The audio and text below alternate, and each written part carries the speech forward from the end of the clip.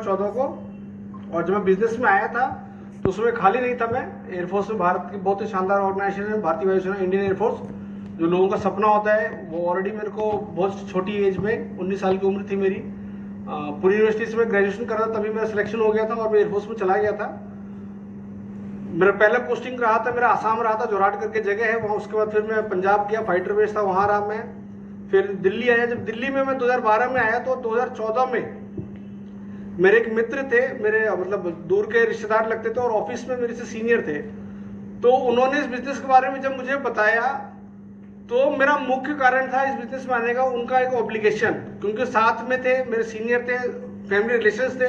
मैं उनको मना नहीं कर पाया। मेरी धर्मपत्नी साथ में बैठी थी।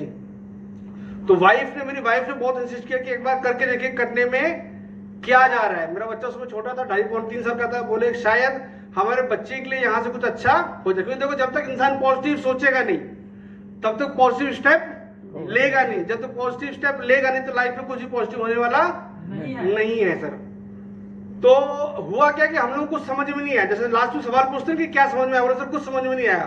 तो थोड़ा सा नाराज होकर बोले ऐसे कैसे पूरा देखा कुछ समझ में नहीं आया। बोला सर हमने कभी देखा नहीं, कभी सुना नहीं, कभी पढ़ा नहीं, ऐसी कोई जानकारी नहीं है कि नेटवर्क मार्केटिंग नाम की कोई चिड़िया भी होती है, ऐसा कोई काम होता है। मेरे पूरे खानदान में किसी ने किसी भी तरह का बिजनेस कभी नहीं किया था सर। बट एक चलो बहुत ज्यादा कुछ अमाउंट बोला नहीं जा रहा था। बोला सर आपको 10-11 हजार रुपए की शॉपिंग करनी है। तो मैं कहा चलो पैसा दे रहा हूँ, सामान मिल रहा, कुछ नुकसान तो नहीं है।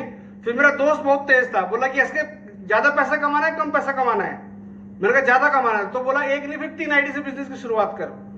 तो मैं ट्राइपॉड से 3 आईडी से बिजनेस की शुरुआत की। और बिजनेस की शुरू करने के बाद जैसे यहाँ प्रोग्राम में जब आते हैं बहुत से लोग यहाँ पे इंस्पिरेशन लेकर जाते हैं, मोटिवेट होकर जाते हैं। मैं डिमोरलाइज हो गया था सर।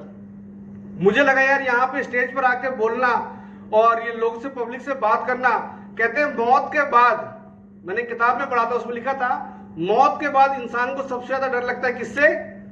स्टेज शेयरिंग से सर। आपस में कितना भी बातचीत कर लो, हंसी मजाक कर लो, बट जब बात आती है पब्लिक स्पीकिंग के सामने जाकर आपको माइक उठाकर सबके सामने बोलना है तो मेरा बीपी बढ़ जाता था। मतलब कंडीशन ऐसा रहता था कि एक सामने एक सांप है जो आपको डसने को तैयार है और एक आदमी है जो आपको बोला कि स्टेज पे चढ़कर बोलो, पहले किसको मारना चाहिए? जो चढ़वा रहा है। बिल्कुल सर मेरी कैटेगरी के है।